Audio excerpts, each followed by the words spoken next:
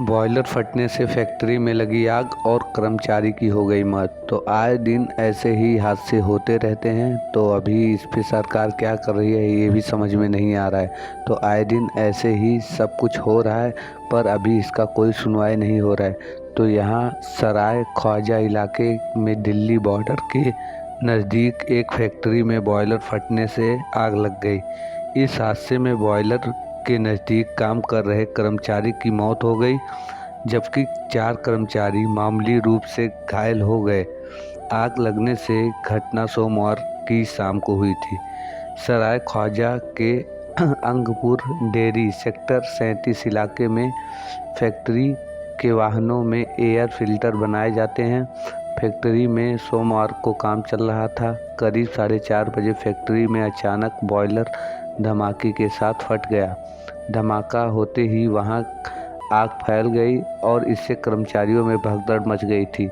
Boiler के नज़दीक दिल्ली मदनपुर खादर गांव निवासी 36 वर्षीय हसीन खां काम कर रहा था। वह भी फैक्ट्री से भागने लगा। इसी दौरान एक मशीन के नज़दीक दब गया और उसकी मौत हो गई, जबकि वहां काम कर रहे 3-4 अन्य कर्मचारियों को हल्की चोट आ गई। घायलों को नज़दीक के अस्पताल में ले जाया गया। प्राथमिक उपचार के बाद उन्हें छुट्टी दे दी गई।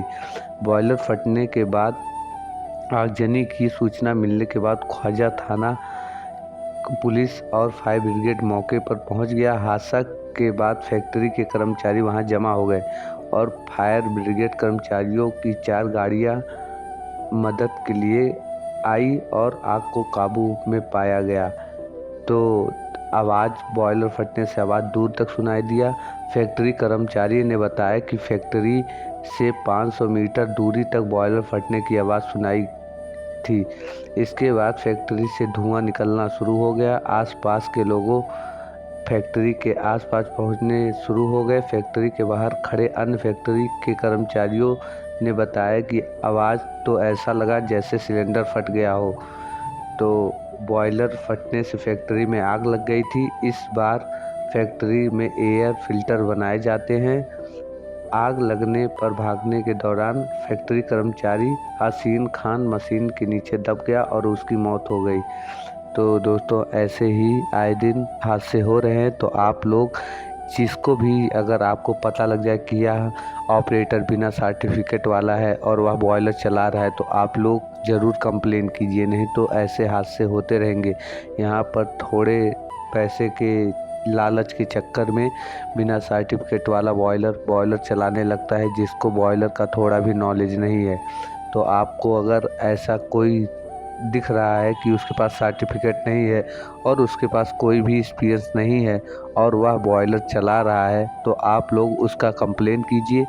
और जो यहाँ बॉयलर कॉन्ट्रैक्टर होते हैं यानी जो बॉयलर ठेकेदार होते हैं, वह इन सब का जिम्मेदार वही लोग हैं, क्योंकि वह लोग थोड़ा पैसा बचाने के चक्कर में और अपना पैसा ज़्यादा कमाने के चक्कर में किसी को भी पकड़ के ले आते हैं और उससे बॉयलर चलवाने लगते हैं, जिसको बॉयलर का थोड़ा भी नॉलेज नहीं होता है। इसके वजह से यह सब दुर्घटना होते रहता है।